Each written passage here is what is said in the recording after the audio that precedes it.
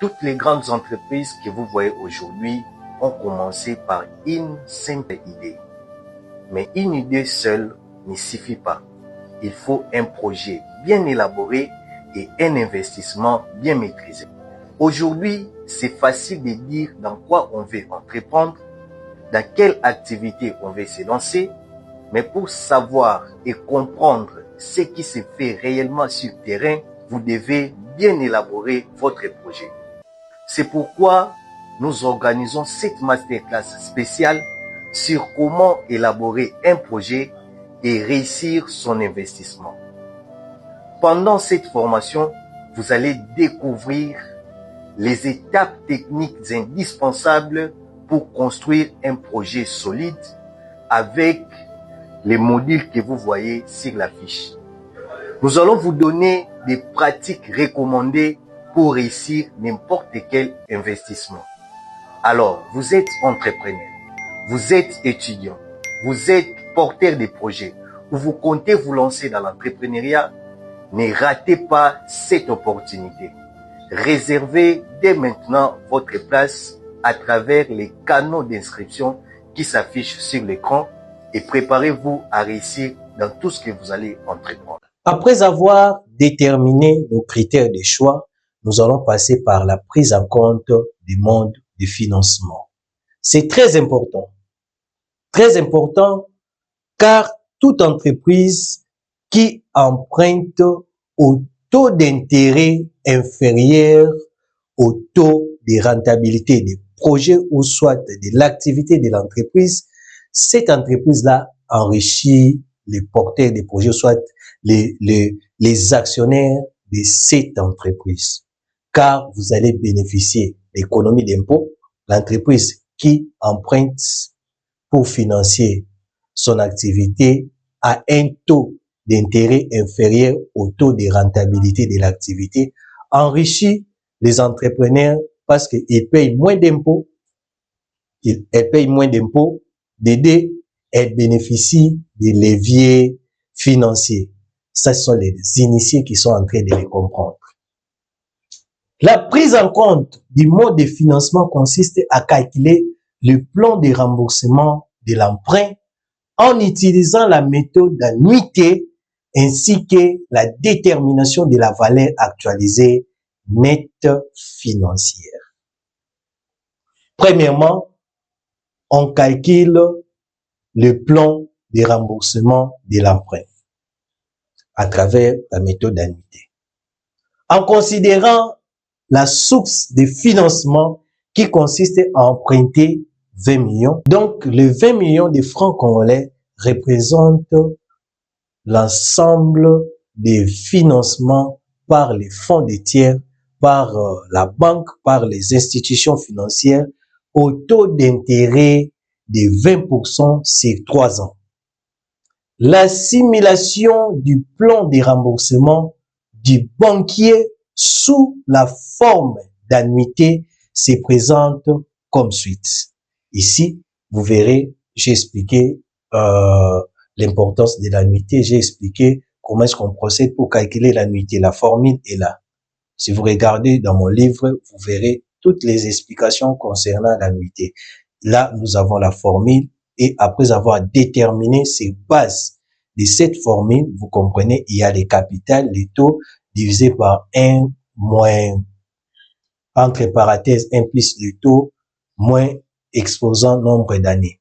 Donc, l'ensemble de tout nous donne les montants d'annuité que nous voyons ici, 9 494 505,49. Cela veut dire la sommation qu'on doit remettre à la banque chaque année pour rembourser notre dette. Et comment est-ce qu'on procède pour les calculer? Comme vous voyez dans notre plan de remboursement et calcul des valeurs actualisées nettes. Ici, nous avons les capitaux restants dus. C'est l'ensemble des capitaux restants pour chaque année. Ici, c'est la charge financière. Donc, c'est les taux fixés sur les capitales, ou soit sur les capitaux restants. Ici, nous avons l'amortissement du capital. Donc, quand nous versons notre annuité 9 millions à la banque, cela veut dire notre capital est réduit de ces montants. Est réduit de ces montants parce que nous payons les principales et l'intérêt. Donc, le principal qui est réduit de notre capital, c'est ça. Donc, c'est l'annuité moins l'intérêt que nous versons à la banque. Donc, l'annuité, c'est l'ensemble des principales que nous versons à la banque plus les intérêts. Et l'entreprise qui paye les charges financières, parce que toutes ces charges financières viendront réduire votre résultat. Et quand ça réduit les résultats, l'ensemble des résultats, ça réduit aussi l'impôt que vous devez payer au niveau de l'État. C'est pourquoi on parle ici de l'économie de l'impôt. Donc, on calcule l'économie de l'impôt qui est de 30%. Vous verrez que les 30%, c'est le taux d'imposition par rapport à l'endroit où nous comptons mettre notre entreprise. Après, nous avons les annuités économiques. Vous comprenez que les annuités économiques, c'est l'annuité constante que nous versons à la banque, moins économie impôt. Notre facteur d'actualisation, c'est 34%. Et l'ensemble des annuités économiques actualisées, c'est ça, c'est annuité économique multipliée par le taux d'actualisation. Nous avons l'annuité économique actualisée. Et l'ensemble des annuités économiques actualisées nous donne la valeur actualisée financière. Et quand nous calculons l'ensemble des valeurs actualisées financières, et quand on prend l'ensemble de l'emprunt que nous avons contracté auprès des institutions financières, moins la valeur actualisée financière, nous avons notre vanne financière. Donc, c'est l'ensemble des emprunts moins la valeur actualisée financière. Donc, ça nous donne une valeur actualisée nette financière positive. Écoutez les interprétations par rapport aux économies de l'impôt. Qu'est-ce que nous écrivons par rapport aux interprétations des tableaux que vous venez de voir? L'analyse de la valeur actualisée nette financière du projet montre que le projet bénéficie d'un effet de levier financier positif grâce à l'économie de l'impôt. Économiquement, le projet a emprunté 200 millions, mais il n'a remboursé que 14 741 586,34 francs congolais. Cela veut dire quoi? Nous avons bénéficié de l'économie de l'impôt parce qu'en empruntant, nous payons moins d'impôts, car tous ces intérêts vont venir réduire les résultats. Ce qui fait qu'après l'ensemble des calculs, vous allez réaliser que au lieu de payer 20 millions dans les calculs normaux, comme nous avons bénéficié des leviers financiers, si on fait des calculs entre payer les impôts normalement, sans intérêt, sans les frais d'intérêt, et payer les impôts avec la soustraction des faits des intérêts bancaires, on réalise que nous payons moins la dette parce que par rapport au fonctionnement normal de l'entreprise, nous bénéficions des économies de l'impôt. En réalisant ainsi une valeur actualisée financière nette de 5 258 413,66 francs congolais. Cela nous amène à déterminer la valeur actualisée nette ajustée de notre projet. Là, vous comprenez que les calculs de la valeur actualisée nette ajustée de notre projet, c'est l'ensemble des valeurs actualisées nettes qu'on a calculées avant, plus la valeur actualisée financière. Et vous verrez ici dans ces calculs, on fait la sommation des deux, ça nous donne les montants que vous voyez ici, 43 963 909,10 17. Vous comprenez? La prise en compte des modes de financement nous permet juste de voir nous gagnons combien en termes d'économie d'impôt et en termes de leviers financiers. Après ceci, nous passons à un point très important qu'on appelle l'analyse des sensibilités. En d'autres termes, parce que ce sont des termes qui viennent des anglophones, on les appelle break-even point, qui est le seuil de la rentabilité de votre projet. Donc, c'est un point très important à calculer car ça vous permet de savoir à quelle période vous pouvez espérer de réaliser des bénéfices durant l'année. Donc, si vous regardez dans le livre, vous verrez, j'ai donné toutes les explications possibles montrant comment est-ce qu'on calcule le seuil de rentabilité et l'importance des seuils de rentabilité. Tout ça se trouve dans le livre. Et pratiquement, dans le projet, voilà comment est-ce qu'on les calcule. Dans un premier temps, on commence à déterminer les recettes d'exploitation. Vous voyez ici, ces tableaux, vous les connaissez bien, ça revient encore. L'ensemble des recettes annuelles d'exploitation est là. Après avoir déterminé l'ensemble des recettes d'exploitation, vous déterminez l'ensemble des coûts d'exploitation, mais vous allez les scinder à D. Parce que nous avons les coûts variables et les coûts fixes. Donc, vous mettez d'un côté l'ensemble des coûts variables, de l'autre côté l'ensemble des coûts fixes. Et à la fin, nous avons l'ensemble des coûts, soit les coûts total annuel de notre projet. Et cela nous permet à la fin de voir comment déterminer notre seuil de rentabilité. Par rapport à nos calculs, vous voyez ici, nous avons l'ensemble des recettes. En quantité annuelle, c'est 907 200 pains. Multiplié par 375. C'est le prix unitaire. C'est le prix unitaire. Vous allez comprendre pourquoi 375 et non 500. Parce que les 25% vont à la commission des mamans. Vous voyez l'ensemble, si vous revenez à notre tableau de l'ensemble des recettes, le montant total, c'est ça.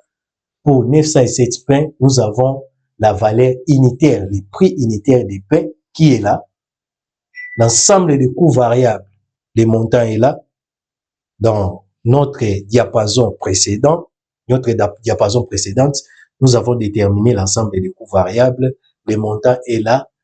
Divisé par le nombre de pains, nous avons les montants unitaires. L'ensemble des coûts fixes sont là. L'ensemble des dépenses en termes de coûts fixes. Et comment est-ce que nous avons déterminé ce seuil de rentabilité? Vous allez réaliser que pour déterminer le seuil de rentabilité en valeur, la formule c'est le coût fixe divisé par le prix de vente unitaire moins le coût variable unitaire. Et cela nous donne le seuil de rentabilité de 583 784 pains. Cela veut dire quoi? Le seuil de rentabilité montre que l'entreprise ne réalisera des bénéfices que quand elle fabriquera et vendra plus de 583 784 pains pour un chiffre d'affaires supérieur à 218 919 000 francs congolais. Or, l'étude des marchés a montré qu'il est réalisable de fabriquer et vendre chaque année au moins 907 200 pains aisément. Très intéressant. Très intéressant.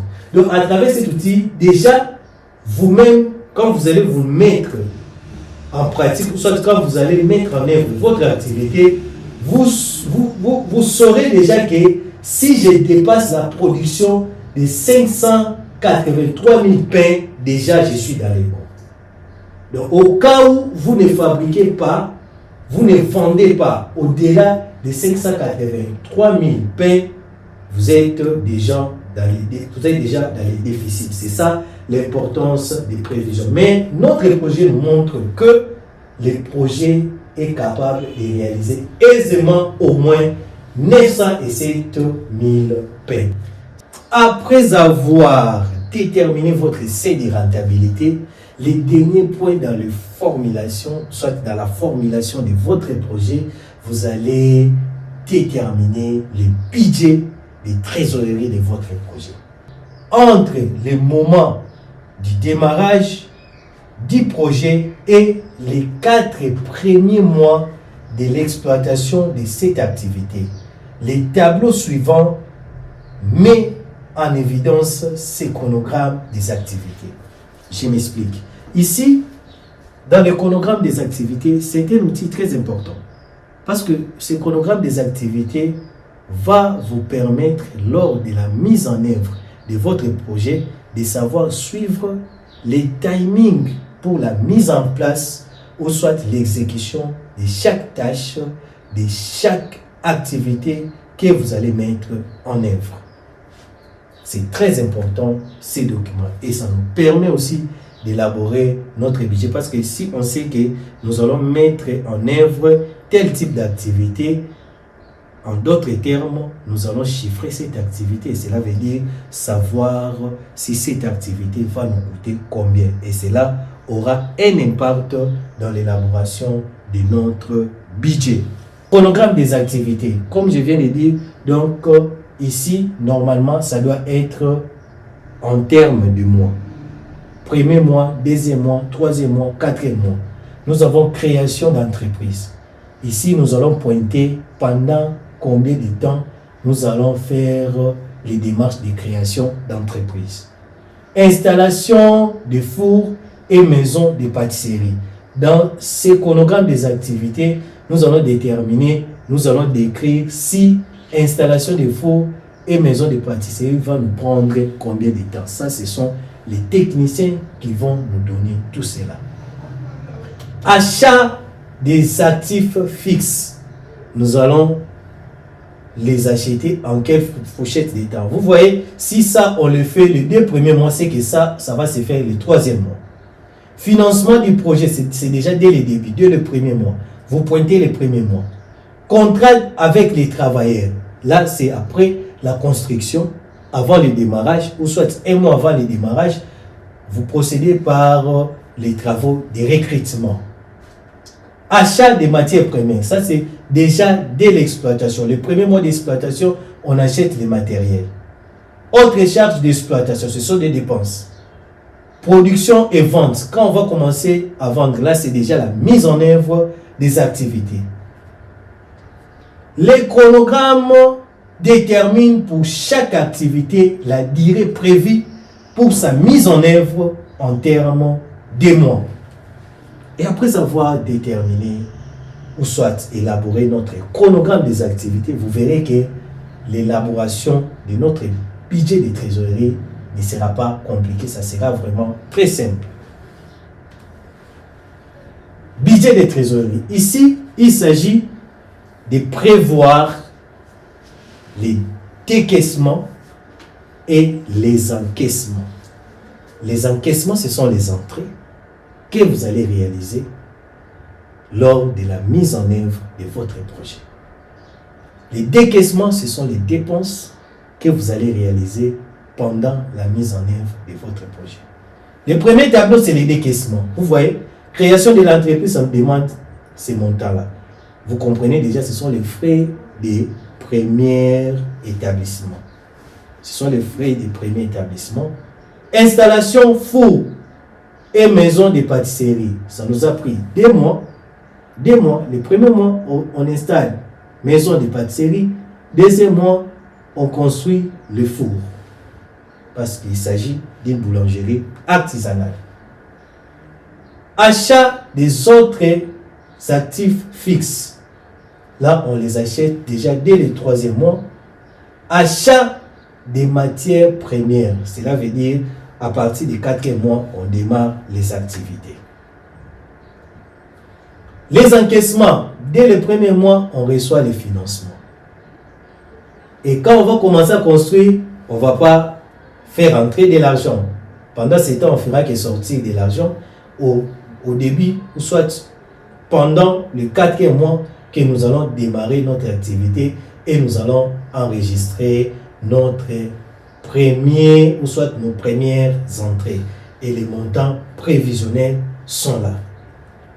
Vous voyez, ici, nous avons notre tableau de décaissement et notre tableau d'encaissement. En comparaison d'encaissement et les décaissements, nous aurons les soldes des trésoreries. Nous avons notre budget des trésoreries, les soldes initiales. Au 1er mois, nous encaissons les montants que vous voyez. Nous décaissons les montants que vous voyez suite aux activités qui sont décrites dans les rubriques de décaissement. Le 2e mois, vous voyez les entrées moins les décaissements. Nous avons les soldes initiales. Le 2e mois, moins les décaissements. Nous avons les soldes à la fin du 2e mois. C'est ce qui sera reporté au début du 3e mois. Moins les dépenses des 3e mois, nous avons les soldes des 3e mois qui sera reporté au début du 4e mois. Et le 4e mois que nous allons démarrer les activités, vous voyez les entrées qui est là, de 7 millions et les décaissements de 15 millions. Et cela nous donne le solde des trésoreries à la fin du 4e mois de 15 957 000.